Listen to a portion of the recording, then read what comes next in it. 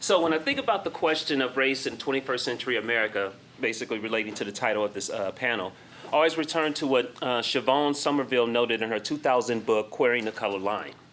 In it, she writes, the belief that the physical body offers transparent evidence of its history, identity, and behavior is a deeply held cultural fiction in the United States. In spite of the research and everyday examples that tell us otherwise, we continue to believe that a person's body can tell us what a person does, thinks, or enjoys. This is why I like to compare the myth of race with the myth of Santa Claus. I ask my students, why do we, as a culture, continue to teach our children that Santa Claus and race are real? In other words, what do we, as individuals in a society, gain from telling our children these lies? So these are the questions that I leave you with, and then I'll leave this to the rest of the panel. All right, so if we're going to think about race in the 21st century, well, of course, you'd need a lot of historical background for really understanding it, but sorry for that one, you're going to have to take the classes. So we're going to have to think about it now, sort of in the here and now. And so I started thinking about it more along the lines of, well, what are the obstacles really? Why in the 21st century still do we find ourselves mostly segregated, mostly not having a lot of interaction with one another, mostly with having huge gaps in the polls, and people ask for assessments, well, what does it mean, what was this justice or injustice if this shooting happened, or how come, for example, that, the moment a police officer shoots an African-American man, a fundraising site springs up, collecting money for him, as has repeatedly happened. So why does all this continue to happen? And my contention would be that the main reason for that is still structural.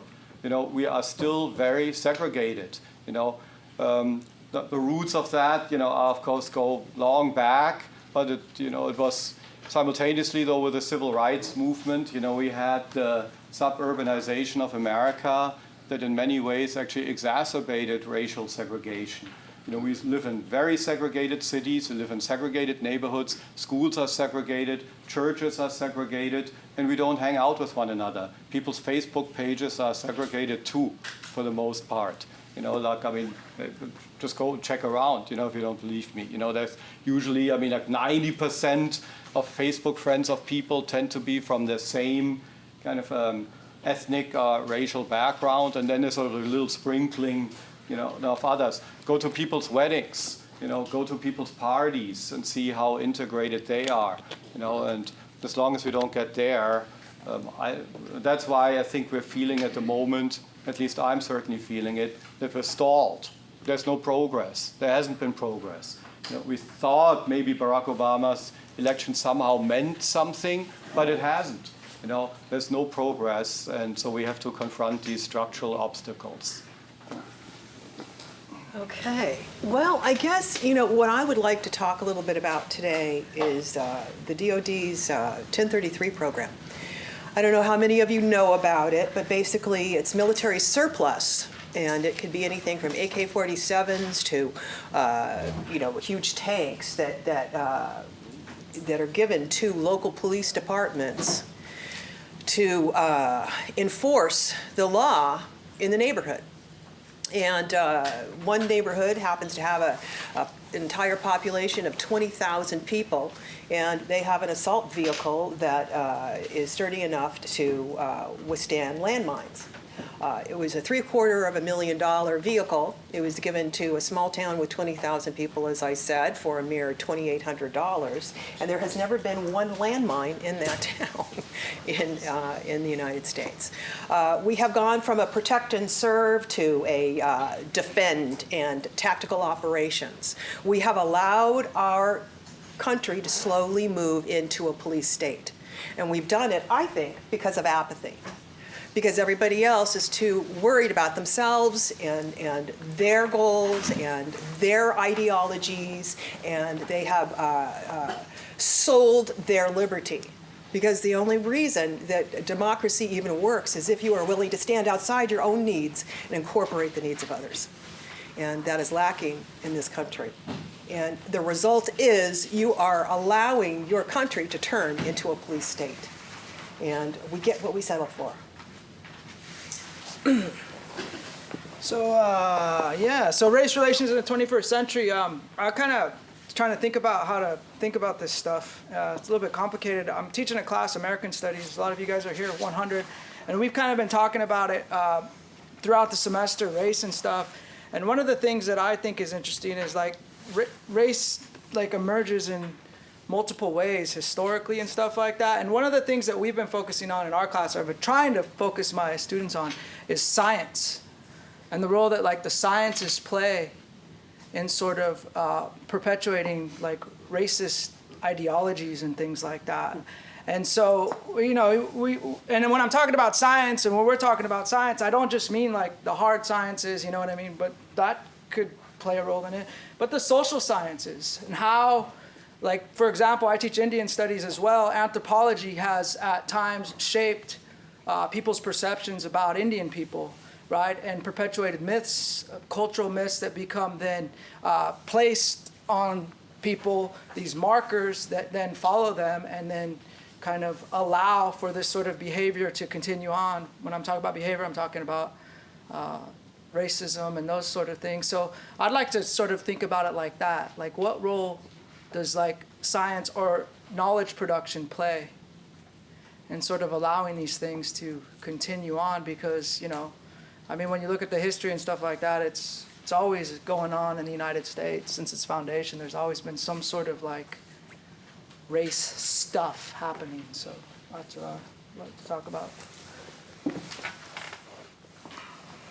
So we're interested in, what do you think is going on right now? What are some of your thoughts or ideas about this question of race in America? Yes. I actually have 2 points that I'd like to make. One, I kind of got to experience a wonderful program back when I was in high school. It's called Breaking Down the Walls. It was funded by the Museum of Tolerance in co-partners with the ACLU, which is about bringing integration and diversity to schools and funding programs that help people essentially break down racial barriers to become more holistic and complete people overall and become understanding and tolerant. And one thing about the program that I know is that I didn't really go to a very diverse school at all. It was mostly white people. And it was something that I kind of took interest in. And I looked at some studies about where conflicts mostly arise as far as social class and where bullyism occurs in schools. And it usually occurs in schools that have the least amount of diversity. And I wanted to know your guys' opinions on how schools should be integrated and how schools should be diverse when evidence shows that when you try to bring a bunch of diverse people together, more conflicts will arise than will be solved overall. So what was the last part, that if you bring, can you say it again, please? Bring diversity. For example, I remember reading a little bit about when schools were asked to integrate more people from lower socioeconomic backgrounds into higher, I believe, higher economic areas where they had schooling. These schools experienced more conflict as a result in some cases from some of the studies that I've read. And I wanted to know, how would you resolve conflicts that kind of stem from that, even when there are integrated programs like Breaking Down the Walls available for children to help them kind of become more tolerant of other people? Well, I mean, so in a way, it's not surprising, right? I mean, when you first had school integration after 1954, well, there was huge pushback, huge resentment and pushback, because then those bastions of whiteness weren't willing to be given up. Right? It's like, well, no, these are white schools, and there was parents that harassed the students that were brought in, famously in Arkansas, the governor stood in the doors, to prevent 9 African-American students from going, and then the National Guard had to be sent in, and so on and so forth. So, and then in the 70s, you had the busing controversies, where there was also significant pushback. But just because people resist abolishing an evil doesn't mean that therefore one should, or that we have to sort of give in. So, well, okay, we give up, this is going to cause conflict, and it's going to be quieter if we don't stir up the status quo. So well, I think we have to, and look, I mean, in a way, in a broader scale. So yes, we had then the election of a first African-American president. And of course, there was immediate pushback. I mean, stronger, than probably most people would have expected. So whenever there's any slight advances on the racial front, there usually is some sort of pushback and initial period of conflict. I think we can expect that and should maybe also be willing to accept it, that we have to go through that, if we want any change. Yeah, and I think if you're gonna, these programs, that might be something deeper than just a program, to be able to address these things. It's kind of like thinking that establishing a tolerance program for kids is gonna fix all the issues that have this long history might not be the right way to actually approach it. And I would ask, like, what other way could you think about approaching race issues than, say, establishing tolerance programs for young kids? Because you guys are young, how would you do that? It might be a combination of things that might help, but there might be other things as well to sort of look to maybe sort of address some of those issues that you brought up when it comes to education, so. Well, I'm more interested in why do you think, and not just you, but everybody in general, why do you think diversity produces conflict in the first place? To me, it's natural when you have people who do come from very different backgrounds. They will come with the different ideologies that naturally coincide in there. For example, you can talk about the conflict in Israel. Look at how people have tried to create a Jewish state in the area of the Middle East and how resistant it was from the conception to that present day, where there's just this continual conflict of ideologies and also the displacement of the Jews in general. But I kind of am bringing a major political factor into something that maybe isn't exactly the same thing. But No, this is, but the idea though is that diversity itself produces conflict, and I'm just curious why do you think that it produces that? Mr. Listen. I grew up in a racially and ethnically mixed area, and there wasn't conflict in school. And if there was, like if you and I were going to have a fight, it wasn't because of what you were, it was because of So I don't think diversity itself causes that. I think it depends where you grow up. If you grow up in an all-white town, and you go to an all-white high school, and suddenly you force other people to go in, that may cause it. That I don't know, but I'm saying I don't think diversity itself causes conflict. If you grew up diverse, then it's what you know. It's natural. So. Yes. I think a lot of it has to do with ignorance and indoctrination from a young age. I think experience is something that breaks down racism and ethical, disequilibrium. And I think that the lack of experience that we're facing nowadays is we don't get to interact with people much. So, say you're a kid who grew up, in an environment and you're taught, to be racist or the news frames issues in a certain light. You're going to be more inclined to carry those beliefs for a longer period of time, unless you have an experience to kind of break you out of your ignorance. So I think a lot of the reason that diversity produces conflict is because we're not addressing our ignorance, and we're kind of buying into a more contented, more like she said, apathetic lifestyle where we're comfortable with our things and we don't really want to interact. Yes. Well, I believe that racism stems from ourselves. We all take the time to self-segregate ourselves. We want to put hyphens in front of what we are, Americans. We want to say we're Hispanic American, African American, Danish American, whatever it may be. We all unite under these stars and stripes. My time in the Marine Corps has taught me that the color of your skin, where you came from, sexual orientation, none of that stuff mattered. The only thing that mattered was we were all there, unified under the stars and stripes, and we were there to do a job. And I feel like if we were to take the time to stop hyphenating ourselves and just come together and recognize with each other as Americans, I think that would solve a lot of the problems in our country. Well, several of you brought up this interesting point, and I think there's, including you, and there's a lot to that, and a lot depends often on how one thinks about diversity, about coming from different groups. I mean, as somebody who's not from the United States, I'm actually often struck by how Americans often focus on often very minute differences amongst each other and exaggerate them. You know, that whereas like, if you come from the outside, things like, well, these are all Americans, the differences between them seem very minute or almost non-existent. But then within America, they get sometimes hugely exaggerated.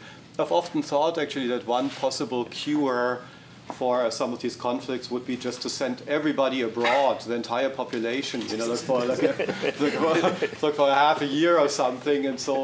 And then if you'd run into each other abroad, then you'd recognize each other as Americans, you know, so first, you know, before anything else, and all these other differences would actually seem kind of minute or not as important. A part of even what we talked about in Professor San Juan's class is even a university that is a liberal thinking, you're supposed to be, you know, wide open. We all had to check what we were on a box. Why does my university care what I am? In other words, I have to say this is what I am. So in other words, even here where we're taught to kind of think freely and try to go beyond those boundaries, before I even step foot on this campus, we had to tell them what we were. We had to classify ourselves.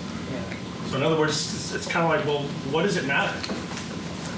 You know, I mean, we're in a university. What does it matter what I am or who I am or if I'm this or that? It's institutionalized. Yeah. Well, I think part of that too. I mean, they're good questions, and I happen to. My experience has been more along the lines of what you say, that it has that racism, discrimination happens based on environment, which is both your neighborhood as well as what goes on inside your home. And that more than anything else is going to determine how well you are able to engage in society, so to speak. You check those boxes because of money. Okay, it has nothing to do with, it's not that the university is or the college is interested in what race or ethnicity you are, but the government is, or the state is. And I understand. So in other words, we're politicizing at the highest level. We're politicizing racism or race, and then asking people, well, don't worry about race. Right. Well, our government is telling us it's all about race. Well, I don't think the government is saying it's all about race. I do think what the government is saying is that because you people can't deal with it, we have to. Okay? I mean, that is the rub. Is the federal government way too involved in our daily lives? Absolutely, I think. Is the state way too involved in our lives? Absolutely, I think. However, if they weren't involved, there would never have been a civil rights movement. If they weren't involved, okay, there never would have been an abolition to slavery. And so you have an abolition to slavery, but then you have Jim Crow laws and oppression. And one would logically say, well, there's an abolition to slavery. So what's the problem? There's a big problem. It has nothing to do with anything else other than, again, myopic vision. People are more concerned with their own daily minutia than they are with looking at the big picture. Why? I think because there's apathy, but also because there is a lack of compassion. Well, actually, you know, like that with the checking of the boxes. I mean, I often hear that, but that's sort of putting the cart before the horse, right? I mean, like, because how do you measure whether racism or discrimination disappears without taking race into account? When you have to, right? Because otherwise you can't measure whether it still exists or doesn't exist, right? So we need data. Wouldn't we think a university wouldn't care? Yeah, but no. Professor Because Jenkins, it's a PhD. But why should it not care? Because see, that's like that. You know, it's this pretty dangerous ideology of color blindness. You know, that then says, you know, that somehow now let's just ignore race. Let's act as if race doesn't exist. Let's act as if we're all the same today, right? And then these forces are just magically gonna disappear. but that's very much wishful thinking, right? I mean, we have to realize that there are real structural impediments to equality, and those have to be measured, right? If I have like no data about saying like, well, how many people do this, how many people get into these kind of jobs, how many people, hey, everything's okay. We're just pretending that color doesn't exist, but underneath it won't change anything, right? So we need actually some measurements. So the mere ticking of boxes isn't what causes racism. It's a result of racism, and other forms of discrimination. We don't have to focus only on racism, right? But it's the racism that has caused the need for those boxes to be ticked, not the other way around. Not ticking boxes isn't going to make anything disappear.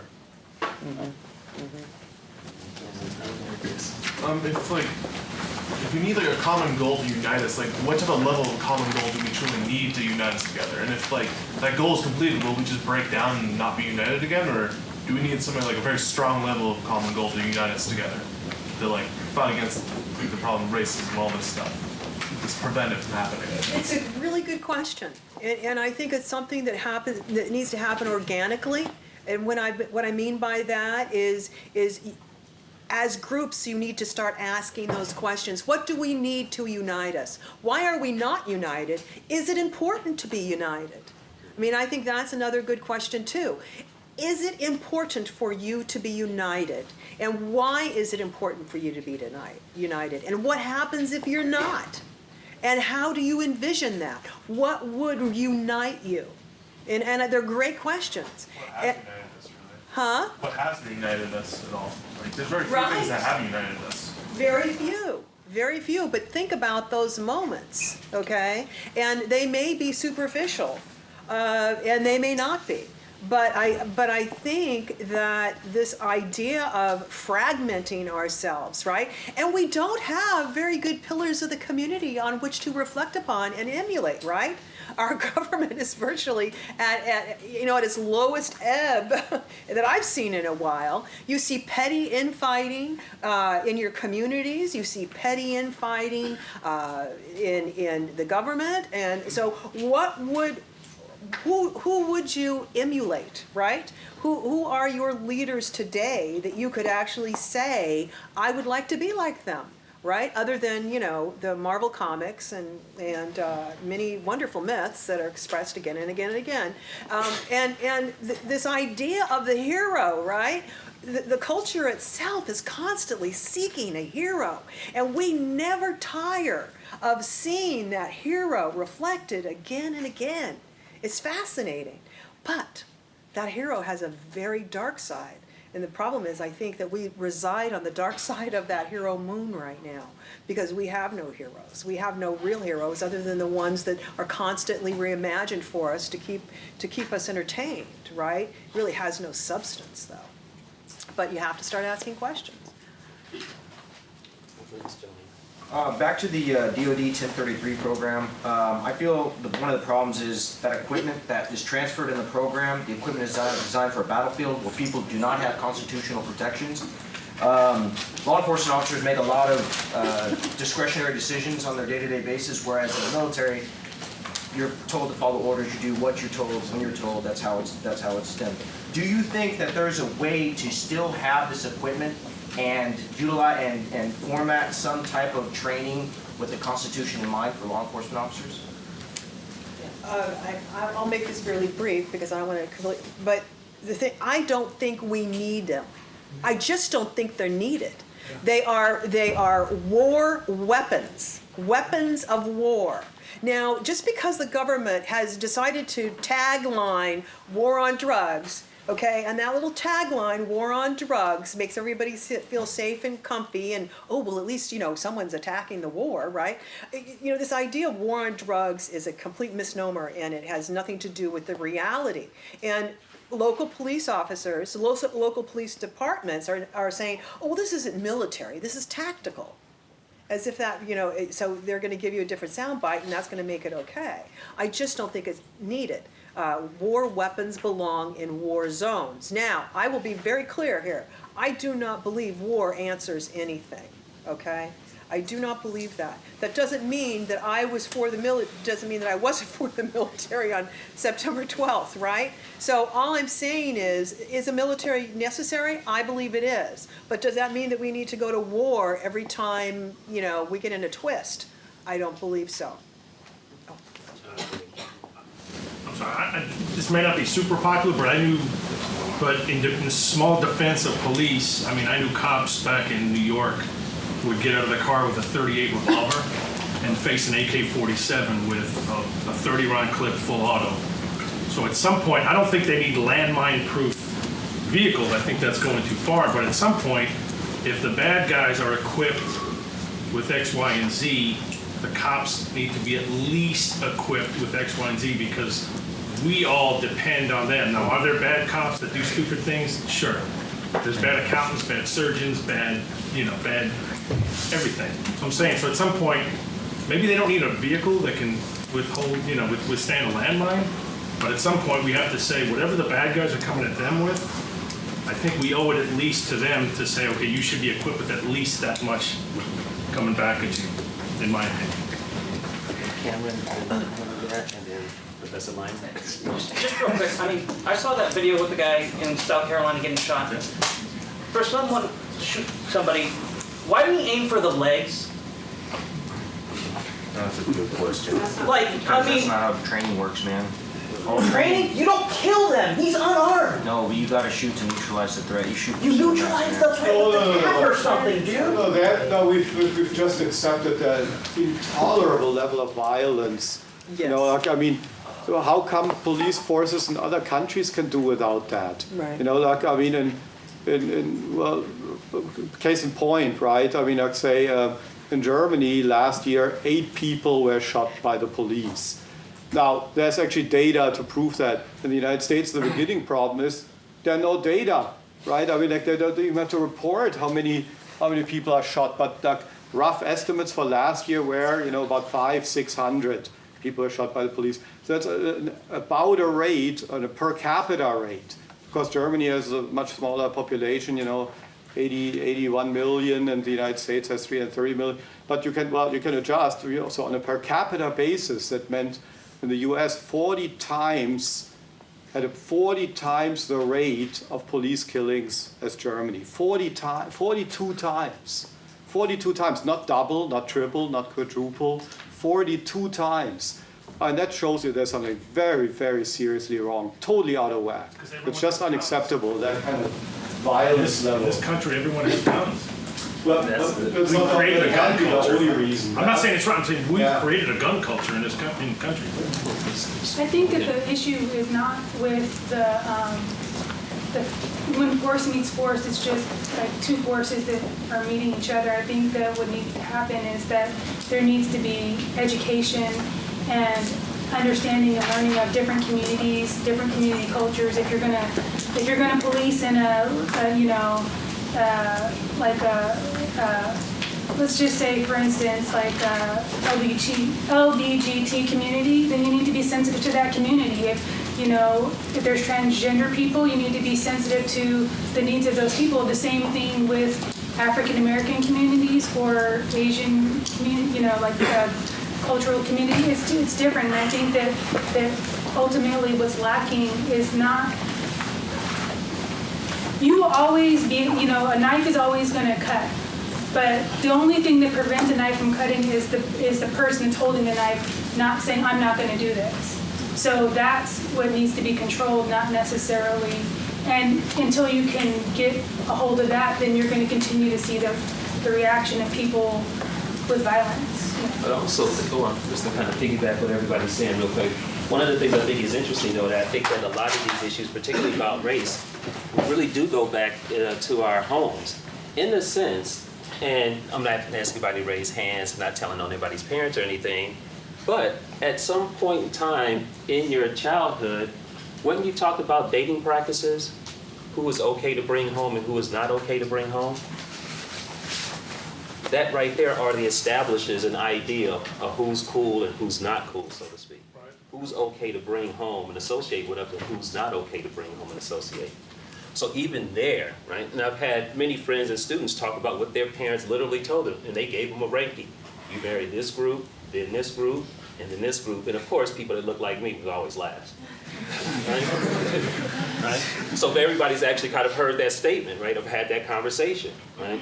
So the fact that that's so prevalent says something about our society, that you're teaching at a very age, even about who you date, tells us about, you know, again, you're being informed about what people to be scared of and what people not to be scared of. I want to say one thing about the military and like that. And going on 42 times On a per capita basis. per capita basis, okay.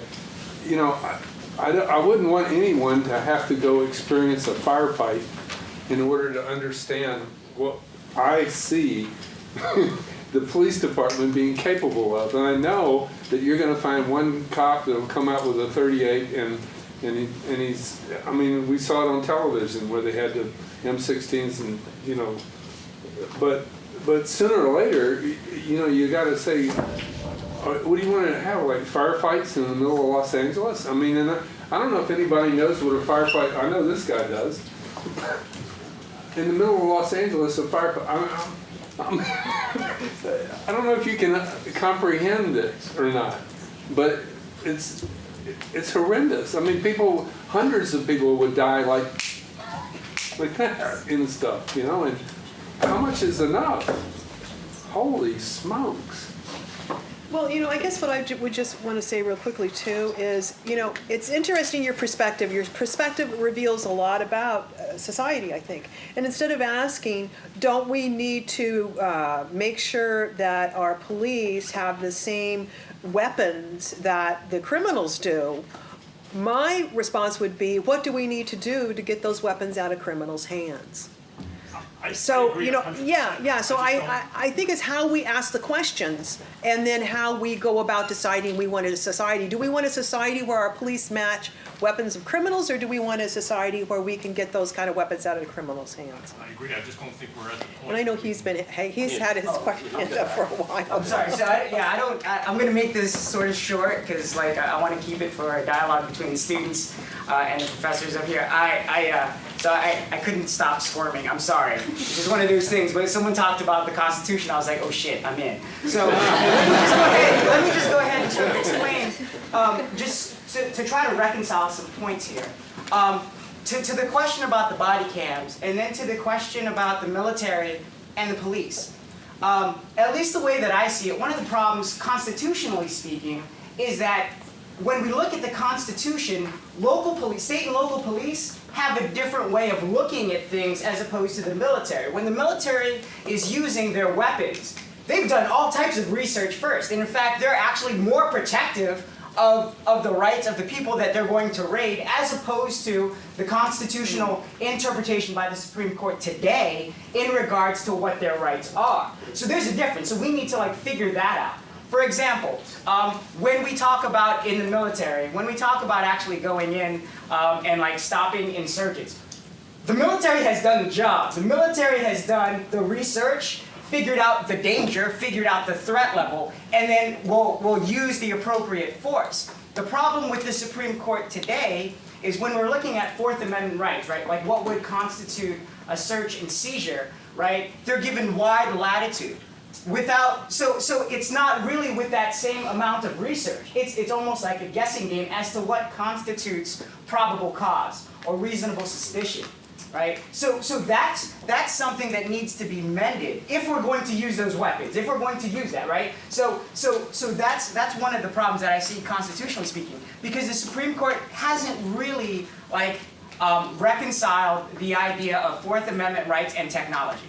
For example, when we talk about Fourth Amendment rights, when it was looked at, it was the idea of what constitutes some type of probable cause. Nowadays, with the institution of of video cameras and things like that, right, and rights of privacy, which must be balanced, you're now seeing the Supreme Court sort of backpedaling, saying, okay, I don't know where that fits in years of doctrine concerning privacy. Right, so there's something that needs to be done there in terms of like the Supreme Court and the Constitution and the interpretation of the Constitution, as well as if we're going to use the same weapons that we use in the military in regards to state and local police. So there you go. Sorry, I'm done. I'm finished. This gentleman and then this gentleman. What I see is like if a criminal has a weapon, it doesn't matter if they take it away, they're gonna just create their own weapon and use it. And it's not about the weapon, it's about the person that's killing. A weapon usually doesn't kill a person, it's only used because of the person. And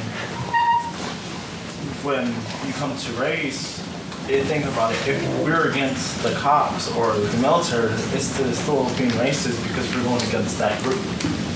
And they're going against us. A little bit more on that. Without, because I already hear us versus them. And where does us versus them come from? Because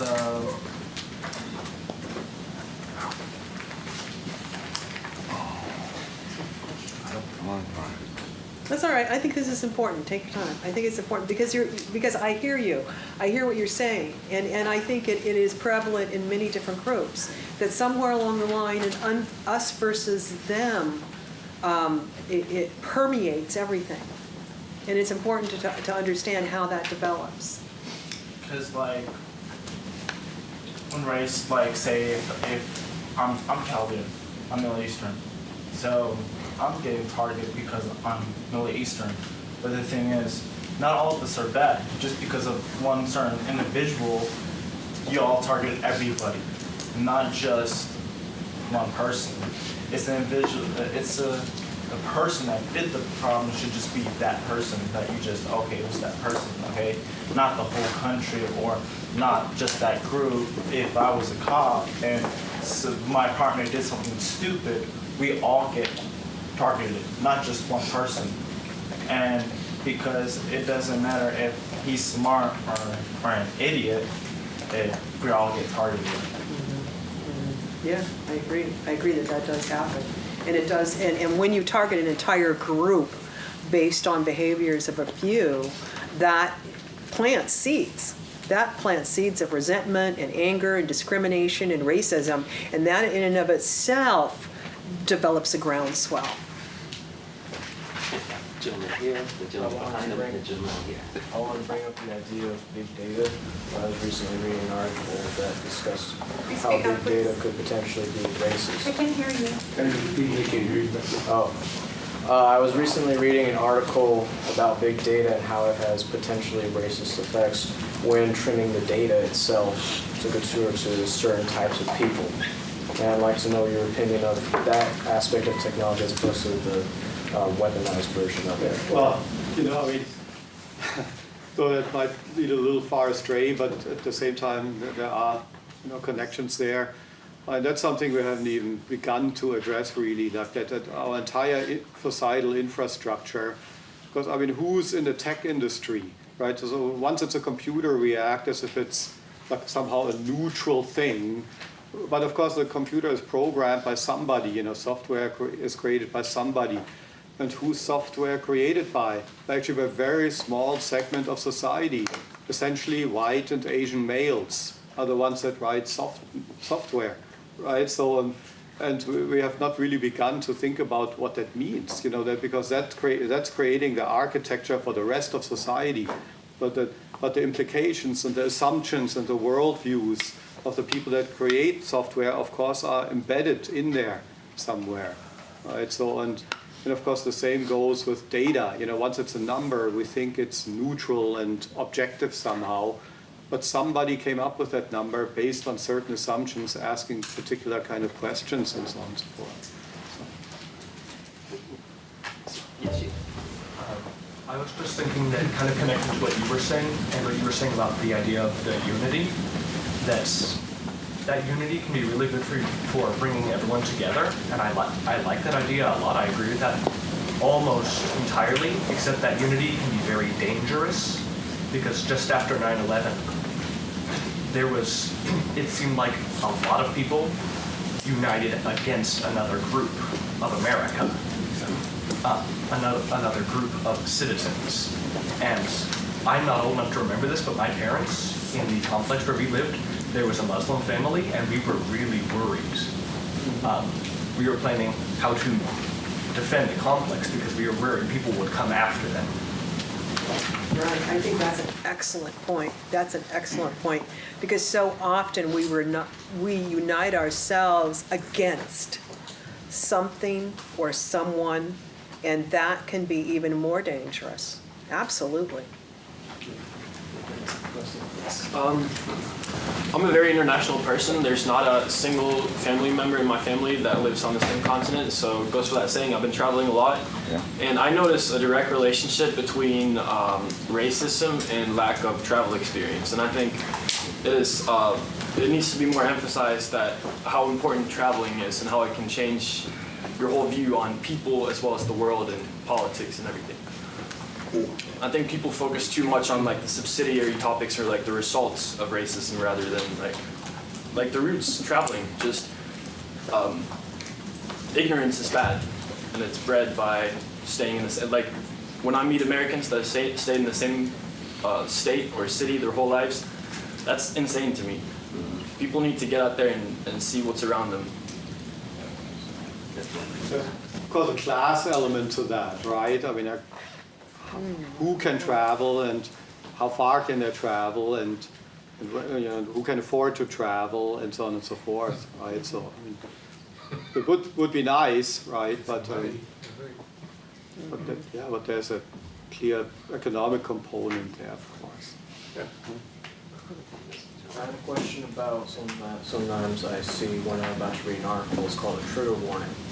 And something I see in the media a lot, it always displays something of this may be offensive to people who have experienced this, may be offensive to PTSD victims, this may be offensive to people of color. I'd like to know your opinion on how media uses trigger warnings to start like a report or some kind of article, and how that might be detrimental to being more inclusive of people or being exclusive of people. I mean, I don't know how it influences excluding people. I mean, it's just to warn people of things that they might take offense. But I mean, for me, like I keep getting back to this idea is that like a lot of this stuff is deeper than sort of we're talking about it, but it's a lot deeper than trigger warnings and things like that. And I want to try to get a little, get deeper into this stuff. Like you brought up the context, the historical context. I think that's really interesting. But in what other ways do you think, that you are like Rafiki brought up the fact that in the family, like we talk about, somebody said like the outcomes and what you see, and everybody gets all up in arms and stuff about that. Maybe, that's sort of, that's important and stuff like that. But what about like the family or even like the Constitution of the United States, or anything like that, or political institutions and political structures, and what role do those sort of things play in perpetuating racial stereotypes and racism and stuff like that? I think that's a good place to go right now. Does anybody have any comments on that kind of stuff? Anybody? Because we're all talking about like, hey, it's in our face right now, but why? Why is everybody upset? And like, all of a sudden, or I don't think it's all of a sudden personally, but anyway. I also feel like another thing is white people are the only ones that can excuse their criminals. Like if you look at any other group, whenever they do something, like it's always put on the whole race. Look at African Americans and Mexicans or Hispanics. They always say like, "Oh, look what you people do." Like white people are the only ones that can like say, "Oh, he was hungry" or whatever. He didn't mean to kill his wife. I'm tired. You know what I mean? This job sucks. At least that's what the news makes it seem like. So you're just saying that there's markers and yes, like he was saying, they just seem to marginalize. Well, I think it's a very good point. And there's various levels of racism, discrimination in this country that can be historical, that can be political, Institutionalized is another one. And we need to look no farther than the recent events in Ferguson. What I found interesting was after the government had done their analysis, they arrived at a conclusion. Well, they did an incredible report, by the way. If you ever get a chance, read the report, because it's very clear that there is racism. It's very clear that there is discrimination. There's no doubt about it. But think about what that police officer said, okay? There were no charges filed against the police officer because the police officer was able to prove beyond a shadow of a doubt that he feared for his life. Right? So think about that. Okay, if he feared for his life and that allowed him to not be responsible for his actions. What makes complete sense is when you take a look at the report. The police department in Ferguson is 95% white in a 67% black area. Okay? So out of 50 police officers, 3 of them were black, and they probably bleed blue, absolutely. But this idea that everybody from the city council to the police department, they almost 90% of the time it was blacks that were pulled over. 87% of the time they were either ticketed or fined. 50% are higher than other police departments in the area.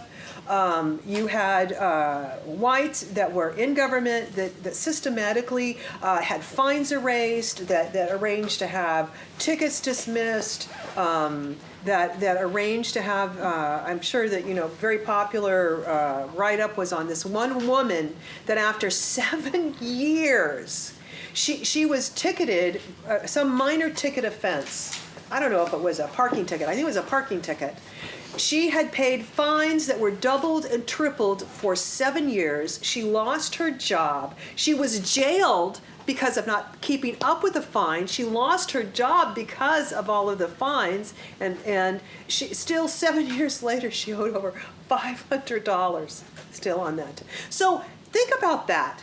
If I was inside that system that targeted one group of people at the expense of my own, I'd be afraid too. I think all that stuff is really interesting. The thing that I find interesting about that is the federal government coming in and supposedly saving the day and saying, oh, look at this is so wrong. Look what's going on. Look what we've discovered. And then it dies down. That's what interests me, like how, and that's like something that I like you guys think about is like, so when the feds come in and they put this report out and it's 1,000 pages and it says all this stuff that was really well articulated right now, like what does that mean? Yeah? Like, so are they gonna go in there and clean out and is everybody happy or is in that particular area race relations fixed because the Fed came in and saved the day, they came on their horses and right? I mean, so that's the kind of stuff that I think we should be thinking about here. Is like, what does that mean? Is that how it always is? The federal government comes in and saves the day. If they've done that, the Civil Rights Act or whatever other thing, then hey, it should be all good, right? I mean, with that sort of way of thinking. I mean, well, the one thing actually that might make a difference is because in reaction to that, the community has mobilized and now so. They just had elections for city council, and so for the first time now, several African Americans are on the city council. That maybe will make a difference. Yeah, and I saw that. And for me, like, you know how it was in our face, though. Like pretty much all. I think it was the fall. I'm in semester mode. Fall semester. Mm-hmm. It was in our face, and then it just died. The media is not making a big deal about it anymore after that report came out, and I wonder about that. Like, why? What causes it to be silenced all of a sudden? That particular moment. The gentleman up there at the top of the gentleman I right kind there. of agree with what he said about like how Caucasians are never blamed for anything. For example, in the Chapel Hill shooting, that one Caucasian broke into a Muslim home and he killed 3 Muslims, like execution stuff, and yet that wasn't plastered like all over the news. But I bet if it would have been a Muslim that killed 3 Caucasians, the Muslims would have been targeted as terrorists, and they would have been like blamed for everything. So it's just like Caucasians can never be seen as terrorists here. Like there's always that, oh, they were mentally disturbed. Like they always get excused for like their actions. Interesting. Okay, there's this incident that happened in 2007. Most people know about it if they were in the Ocean Side. Actually, my family's liquor store was robbed by a Marine. And it was all over the news because he was also most wanted. He was white. And my dad stopped him. He actually shot a bullet in his butt, but he didn't kill him. Okay. And the thing is, when the media looked at it, all over the news, they said a white Marine targeted someone that was Middle Eastern from Iraq. And that said yes, he was born and raised in Iraq. But after a couple months later, the government took that video of the news thing down. And you can never find that video again. And then the original copy of it, most shocking videos have it, but they don't say he was a white Marine. They just say he was just. They don't even say what he was. Well, I mean, all those dynamics that all you were addressing, I mean, it goes back to, well, I mean, certain ways in which historically we've sort of conceived what American is, right? And from the very beginning, I mean, the Constitution didn't say white, but it meant white, right? When it was first conceived of, and who had voting rights, who had property rights, and so on and so forth. So there was, for a long time, this normative idea that an American is a white person, right? And it's often a typical majority-minority dynamic where the members of the majority, they're allowed to be individuals. They're individuals, right? I mean, like if a white person does something bad, then other white people in the country won't go, oh shit, the white person's done something bad, now they're going to look at me. So no, they're going to just think, oh, what a jerk that he's done this, or that'll be an individual, right? But the moment a member of a minority group does something bad, then the entire minority group will feel the weight of that, you know? And so that's that difficult thing to break through, that sort of majority-minority dynamic that's not unique to the United States, but that's what we're talking about, right? So that's really one of the difficult frontiers that we're facing to overcome that. You know, where either everybody is going to be an individual or everybody is going to be a member of the group. But the way it plays out in reality, though, is that one group of people, they get to be individuals. Other people, you know, they are members of groups primarily. You know, that's where that comes from. What is the solution? We know that. The question is, we need to discuss what's the solution. I think the solution is in socializing more with one another. But that, of course, raises another question: how do we get to that? Right. So, just to start it.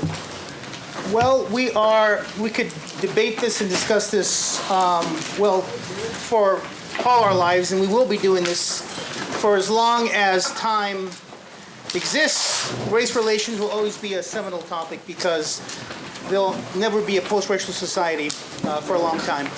Thank you all so much. Thank you.